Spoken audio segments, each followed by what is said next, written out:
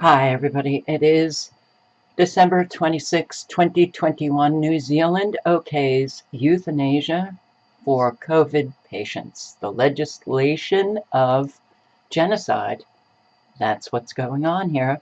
Patients admitted to hospital with COVID-19 can die by euthanasia if doctors decide they might not survive. The New Zealand government has declared. Ministry of Health, Ministry of Death, confirmed that a right to a lethal injection under a new euthanasia law could extend to patients who were either dying from the coronavirus or suffering unbearably from its consequences. The policy left, quote, the door wide open for abuse, unquote, of elderly and vulnerable patients.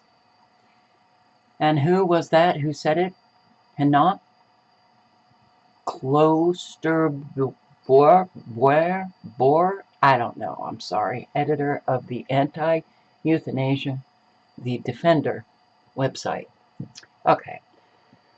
Oh, I'm sorry for my mispronunciation. I have a glitch in my brain when it comes to names.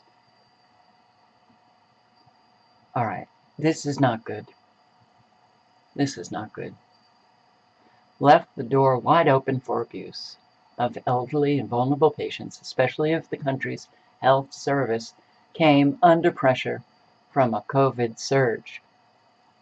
The End of Life Choice Act, considered to be one of the most extreme euthanasia laws anywhere in the world, and critics say the safeguards are so flimsy that they are easily circumvented, guarantees all residents the right to access to a doctor who will kill them within a period as short as 4 days from receiving a request. Oh, and doctors even have an incentive to kill. The doctors receive a government fee of $1,000 plus expenses for every euthanasia death they perform. Wow. Okay. Just that alone should raise eyebrows, don't you think? Just 96 of the country's 16,000 doctors have offered to participate, however, and all but one of the nation's 32 hospices have indicated that they will not permit euthanasia. The one exception, Terra Hospice in South Auckland, has agreed to allocate space for or on its premises for the practice, while its staff will conscientiously object to any participation. It will allocate space on its premises for the practice, while its staff will consciously object to any participation. Okay. Well, it sure does contradict the fundamental purpose of medicine and health services to heal the sick, don't you think? That was the UK, or the Baroness Finlay of Llandaff, a professor of palliative medicine in the UK. Yeah, first do no harm. Contradicts the fundamental purpose of medicine and health services. But now we live a whole new time. It's a time of great genocide. And this isn't the first time. But let me finish this article before I get to a time before when it happened. She said, the Baroness Finlay of Llandaff, it is bizarre that a country which has been trying to protect its citizens by closing down completely from a virus from which people can fully recover is now suggesting that these patients should be killed by their doctors who get money for the killing. Turns the ethos of medicine on its head. You really can't predict death 100%. So why not support them while they are dying and leave the door open in case they are in the group that defies all odds and recovers completely, right? Let's get this going. Scotland, Liam MacArthur, the Liberal Democrat MP, is intending to introduce an assisted suicide bill.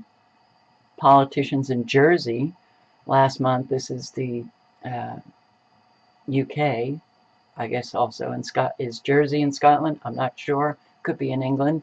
Last month agreed in principle to legalize both assisted suicide and euthanasia. So this is going around. Sure does make it easy on the tyrants, the genocidal maniacs, who, well, one of whom is Jacinda Ardern, a communist. Communists love to kill people, and I'll get into that in one moment. Showing some proof that Jacinda Ardern is a communist. New Zealanders, wake up. Now, I posted a video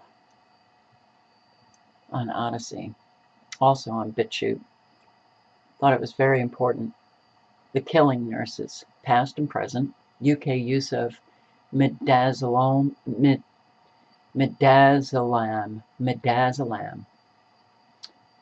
Nazi-style euthanasia, killing people in the UK with a very powerful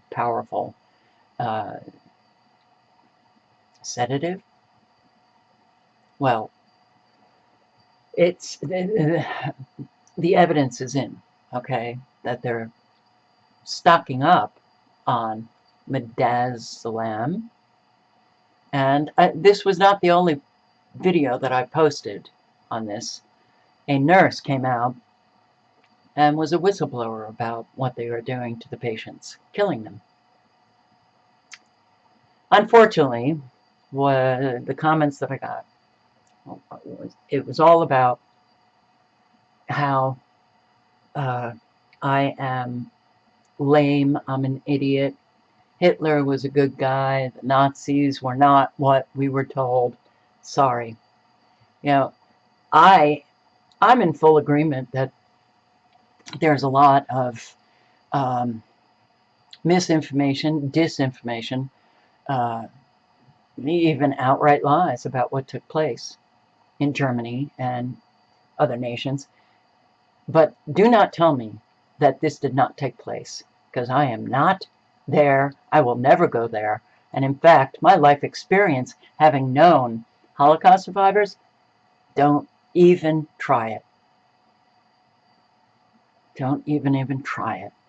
Okay, I get really upset with this stuff, but I'm going to play just the introduction of what is, I just excerpt some portions of Caring Corrupted.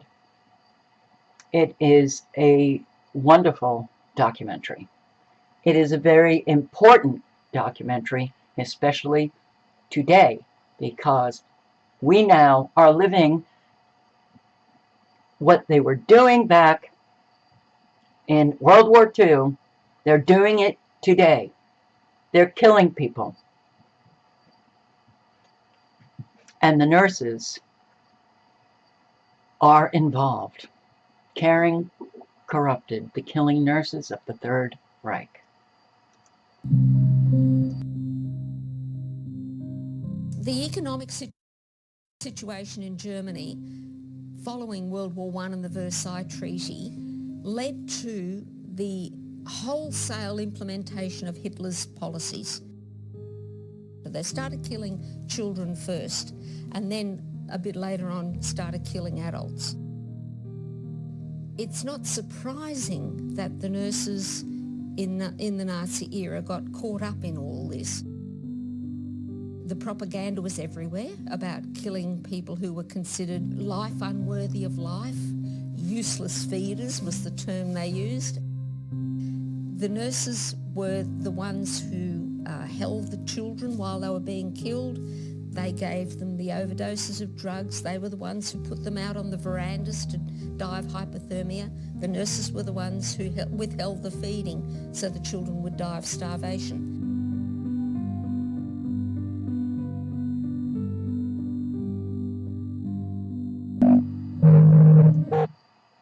So the link will be below, and I hope that you watch it and that you circulate it. And if you know nurses, I hope you circulate it to them, because a whole lot of our medical workers, not just nurses, but doctors and those who work in the medical field, are literally sticking their head in the sand. Well, guess what?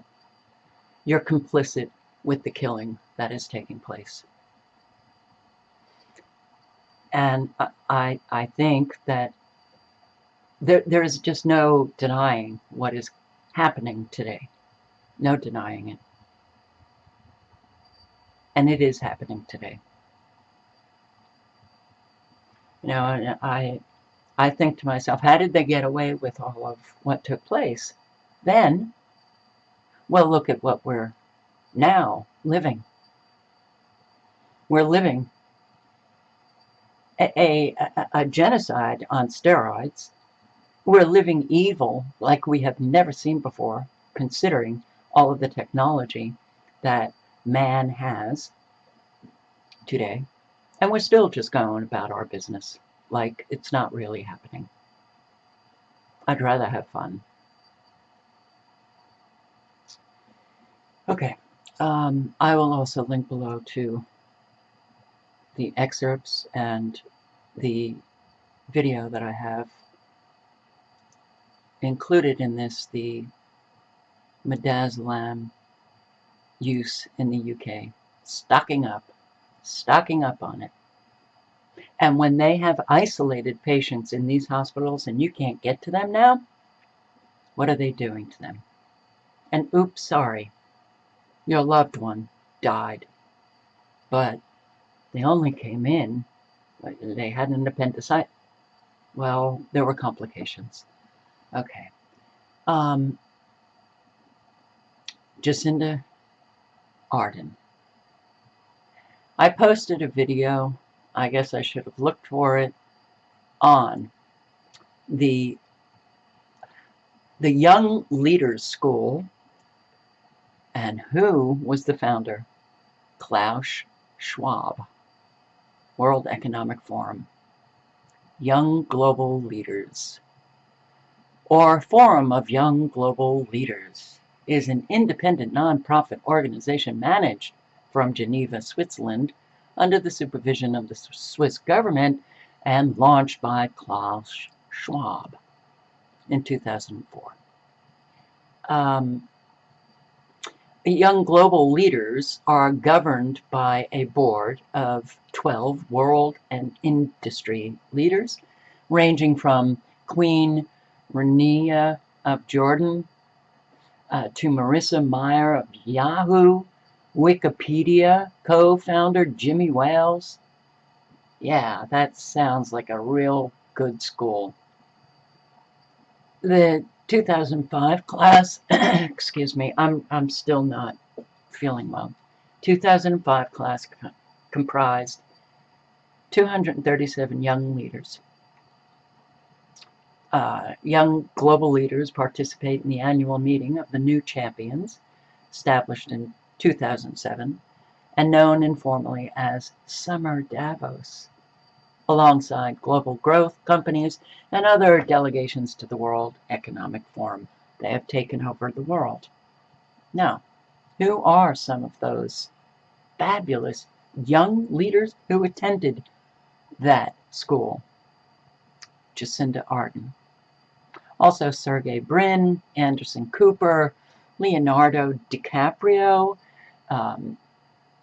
Jack Ma, Emmanuel Macron, Larry Page, Charlize Theron, I don't even know how to pronounce her name, Mark Zuckerberg. Oh, how interesting, isn't it?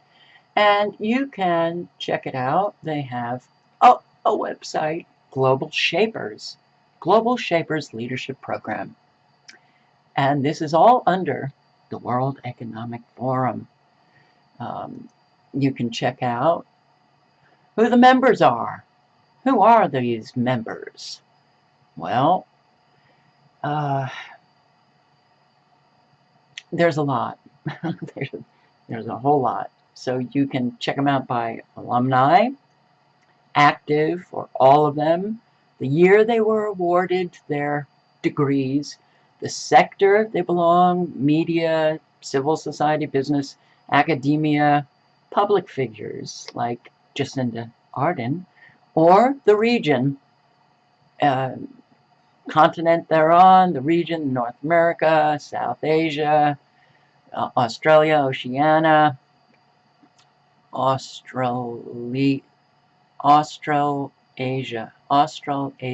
and Oceania, Caribbean countries.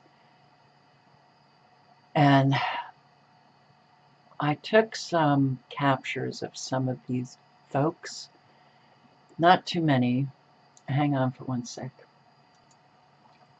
I didn't save them, but I will, once I'm done with this video, I will save them. They're little captures, but, you know, we've got media figures, those mainstream media reporters.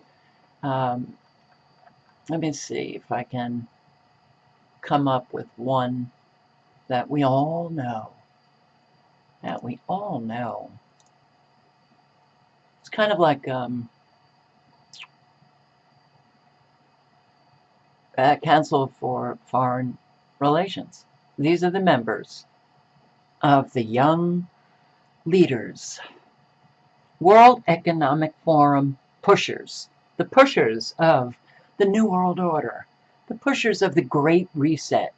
And as you go through this, you will see that an awful lot of these people are working on the climate change agenda, some in the health field.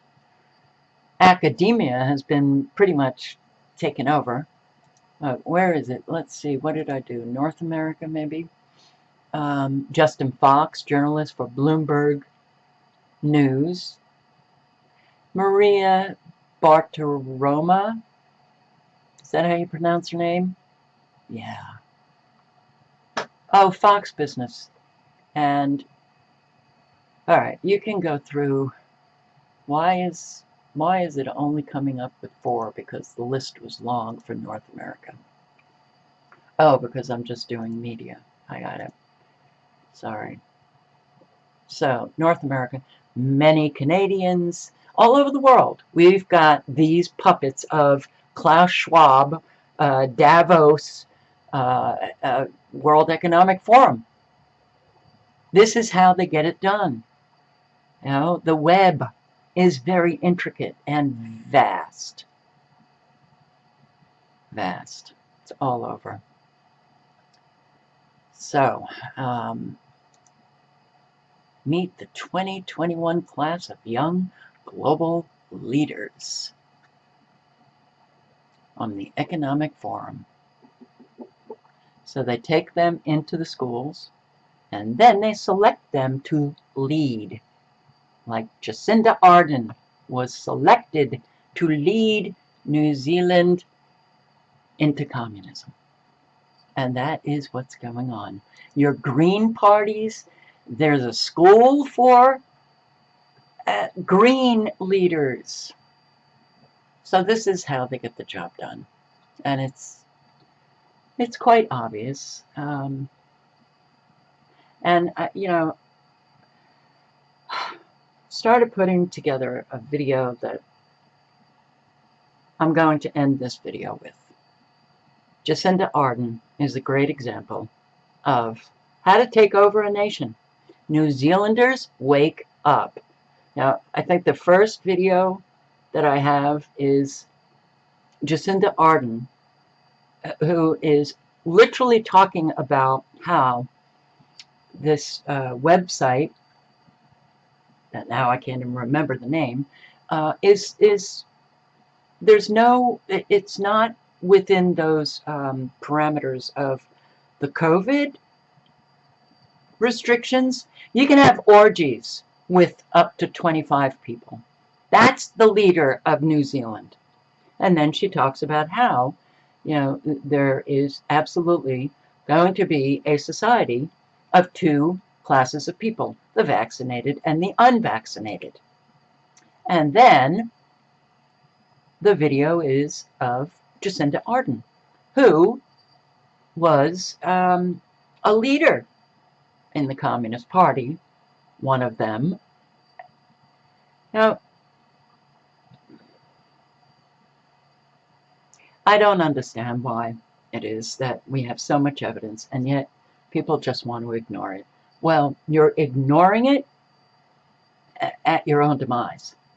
So, if it hasn't catched up, if you're not suffering the consequences of what is taking place already, you will. You will. Every single year, for 12 years of my posting, I have said at the end of each year, the next year is just going to be worse. And it has been. Every year. It just keeps getting worse and worse. 2022, well, we're in for it. Because we can't get rid of these people that so many still put on a pedestal, and they are evil to the core. All right. Here's a compilation of video clips, and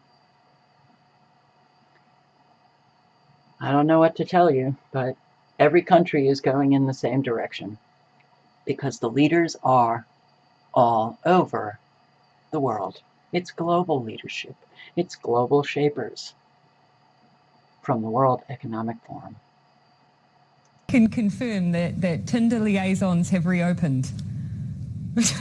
Great news for my friend. It's not strictly embedded in the traffic light system, but it is a given up to 25 actually in a red area. Well, No, stop. No, we are going no further on that line of questioning. So you basically said this is going to be like, well, it's almost like, you probably don't see it like this, the two different classes of people. If you're vaccinated or if you're unvaccinated, you have all these rights. If you are vaccinated... That is what it is, so yep. This is going to be like, well, it's almost like, you probably don't see it like this, the two different classes of people. If you're vaccinated or if you're unvaccinated, you have all these rights. If you are vaccinated... That is what it is, so yep. See, somebody sent me an email, a video actually last Friday, and it had you talking at the Socialist Union International, whatever it's called. Yes. And you mentioned the word comrade about 4 times in a minute. What was that about? It was a rally, and I would have been about 25 years old, and it probably would have been in Hungary. It was in 2009. It would have been in Hungary, was it, or was it in... It was in 2009. Oh, well, I can't remember which country it was in.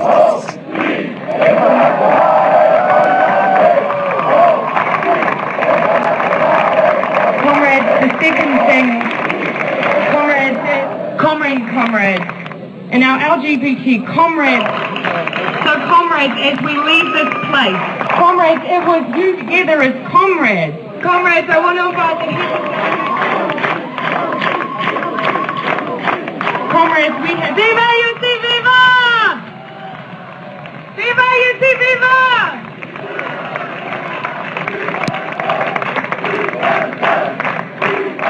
Country it was Do you in. think it's changed since those days? No, not particularly. No. Please like the show, share it as much as you can. We need to get the truth out there about the unfolding communist revolution. Well, today I'm going to go down under. I'm not going to focus on America so much today. I'm going to focus on my home country of New Zealand. Now, I'm sure many of you are aware of New Zealand's Prime Minister, Jacinda Ardern. She's a young lady. She's been lionised in the world press. She came to prominence after the horrible massacre at the mosque in Christchurch. She was on the world stage and she's never really left it. You know, the left really admire her, But there is another side to Jacinda Ardern, and I think people need to know about it. Now, she's raised a lot of eyebrows in recent times in New Zealand because she's proposing laws that will clamp down on freedom of speech like nothing that's ever been seen before. And that's causing a lot of concern. She's also going out of her way to change the governmental structure of the country, giving the native race, the Maoris, institutional rights, affirmative action government. This has been a long-time communist program, and she is implementing it, which is also causing a lot of concern. And on the international stage, she is leading the country into the arms of China. I am delighted to welcome the signing today by trade ministers of the upgrade to New Zealand's free trade agreement with China. New Zealand for a long time has been a member of the Five Eyes. That is America, Britain, Canada, Australia and New Zealand, all allied Anglophone countries that have been sharing information since the end of World War II, basically to counter first the Soviets and more recently the Chinese and other threats. And it's a very valuable arrangement for New Zealand to be part of. The left in New Zealand doesn't think so, but most rational people are quite happy with the arrangement. And so she has been basically saying on the world stage that the Five Eyes really isn't that necessary. Her foreign minister, Nanaia Mahuta, has been talking about how we need to cultivate our trade relationships with China and that Five Eyes isn't quite so valuable. It's important as we navigate our way through the relationship with China, because we have a significant population here in New Zealand and they are our largest trading partner, that we can continue to have dialogue. And that's as, intelligence experts have been talking that New Zealand may well be kicked out of the Five Eyes. The Five Eyes may become the Four Eyes. And I didn't mean to say that. The Five Eyes may become the Four Eyes. That will have very serious implications for New Zealanders, very serious implications for the West. I'm sure Australia doesn't want China-friendly country on its doorstep. It's not a good thing, and this is causing a lot of problems. And there's been a lot of commentary about this. And people say, wow, this is a bit silly of New Zealand doing this, and why would they want to align with China and all this kind of thing. It's very obvious. It is because Jacinda Ardern is a hardcore leftist, as are most of her cabinet. She's always been a hardcore leftist. I would say she is a small c communist. Not a member of the Communist Party, but broadly in sympathy with communist aims. And I'm just going to talk about now why I believe that to be true. Jacinda Ardern is pretty chummy with Cuban officials in New Zealand. Cuba got a diplomatic presence in New Zealand a while back, and they have made hay. They're cultivating our politicians, Green Party politicians, National Party politicians, but especially the Labour Party politicians when they are in power. And Jacinda seems very okay with that. But if you go back into her history, in 2008, 2009, around that time, she was the international president of the International Union of Socialist Youth. So we got to understand the International Union of Socialist Youth is the youth wing of the Socialist International. Now that was set up after World War II to basically as an alliance of socialist parties all over the world. In recent years it's got a lot less socialist and a lot more communist. When the former communist parties of Eastern Europe started joining, you knew there was a problem. The Socialist Party of Bulgaria, which used to be the Communist Party of Bulgaria. The Socialist Party of Albania, which used to be the Communist Party of Albania. The Socialist Party of Poland.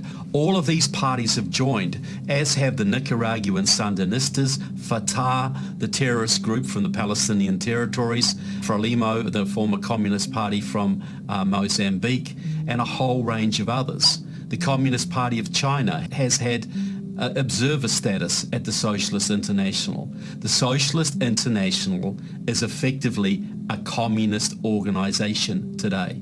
So when Jacinda Ardern was the president of that should raise some pretty big alarm bells. But in New Zealand, they think, well, that was just when she was young, and it's only the Socialist International, it's not the Communist International. Well, actually, it is a Communist International, and she was a leading part of it. She still has contacts from that era. Here she is with her old friend, Daraka Larimore Hall. He's from Southern California. He's a bigwig in the Democratic Party down there, very well connected, knows all the Democrats, stood for the leadership of the California Democratic Party, based out of the Santa Barbara area. But he is also a leading member of Democratic Socialists of America, a communist group. You know, Democratic Socialists of America is the biggest Marxist group in the country. It works with the Communist Party USA, Liberation Road, all of the main communist parties, has connections to former East German communists, European communists, Latin American communists, etc. So here's Jacinda Ardern with her Marxist friend Daraka Larimore Hall. Now, it's well known that Jacinda is the protege of the former Prime Minister of New Zealand, Helen Clark. She was Prime Minister for about 9 years. She left New Zealand, went to become number 3 in the United Nations, and was a reasonably popular figure, especially on the left internationally, much like Jacinda is today. But people need to understand that Helen Clark, and most New Zealanders have no idea of this, Helen Clark was heavily involved with Maoist politics when she was at university. She was influenced by Marxist professors like Ruth Butterworth. She was part of HART, Halt All Races Tours, which was run by Maoists like Trevor Richard and Mike Law, and she was very, very actively involved with those people. A bit later on, she was on the fringes of the Socialist Unity Party, the pro-Soviet Communist Party of New Zealand at the time. During the 80s, she was a big supporter of the Nicaraguan Sandinistas. She would go over to Nicaragua. She tried to get support from the New Zealand Labour Party, which she led to support the Sandinistas. She was also tied to very much supportive of the revolutionary movement in the Philippines, which of course was a Maoist movement led by the Communist Party of the Philippines, a Maoist group. Jacinda Ardern also doesn't have much problem hanging around with Maoists. Look here, she's with the First Union in Auckland. That's led by Robert Reid, a former leader of the Workers' Communist League. And right there is Maxine Gay, also another former member of the Workers' Communist League, Maoist communist group. And right there on the left is Dennis Mager. Dennis is a former leader of the International League of People's Struggles. That's an international gathering of Maoist groups headed by Jose Maria Sison, the founder and long-time leader of the Communist Party of the Philippines. Now, when Jacinda stood and entered Parliament in 2017 in a by-election, her campaign manager was a young man called Brendan Lane. Now, you can see photographs here. Here's Brendan standing behind Jacinda. So he got her into Parliament effectively. He ran her campaign. Well, Brendan Lane, anybody who was at Auckland University in the mid-90s would remember Brendan Lane. He was a Maoist. He was a hardcore Maoist, a member of Radical Society. That was founded by a former member of the Workers' Communist League after that group dissolved. So the Radical Society basically ran student politics at Auckland for a while. It expanded into Wellington, into Victoria University, and even for a little while into Canterbury University in Christchurch, where I came from. The head of the Radical Society at Canterbury in the mid-90s was a Peruvian who had been allegedly a supporter of the Sendero Luminoso Maoist terrorists, and he had to get out of the country because the authorities were on his tail. So Radical Society supported the Communist Party of the Philippines.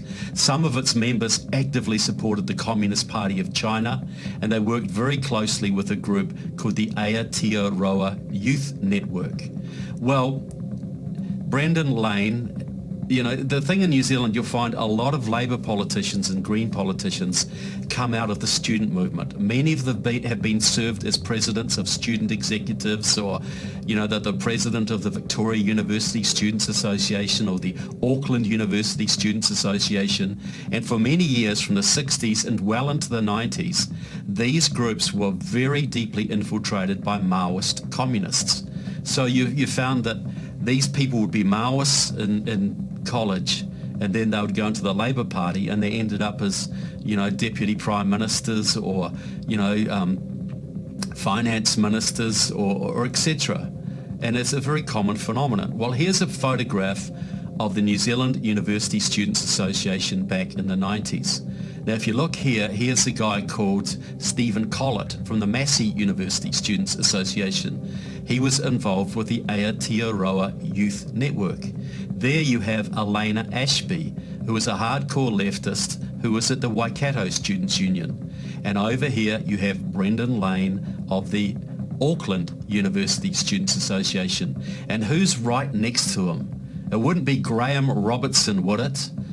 Who was a bigwig at the Otago University Students Association and who is now Deputy Prime Minister under Jacinda Ardern. You see, it turns out that Grant Robertson was also involved in the Maoist-leaning Aotearoa Youth Network.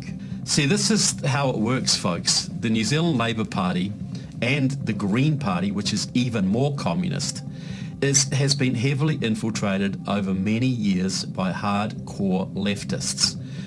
And Jacinda Ardern is just one more example of this. Several of Jacinda Ardern's cabinet have hardcore radical backgrounds, and a whole bunch of Labour MPs came out of the communist or socialist movements. Same with the Green Party. Jacinda Ardern is leading the country into the arms of China. She's clamping down on free speech. She is working overtime to transform the politics of the country, to give the native Maori race, you know, affirmative action political power in the country. That is part of the long-term communist program that started with the Communist Party of New Zealand in the 1950s, and she is carrying it out. But the problem is most New Zealanders, like most Americans, have no idea that there is a communist movement in New Zealand, let alone that it has deeply penetrated the Labour Party, that it completely controls the Green Party, and is working to transform New Zealand right before their eyes. Now, a lot of people say, well, this can't be true. New Zealand is still a free country and business is still prosperous. Well, New Zealand is a wonderful country. The people are fantastic, but the politics are being transformed. That doesn't mean they're going to be Chinese tanks rolling down Lambton Quay in Wellington tomorrow. What it means is the education system is going to be gradually transformed. It means that the radicals who control the Maori movement are going to get more and more power.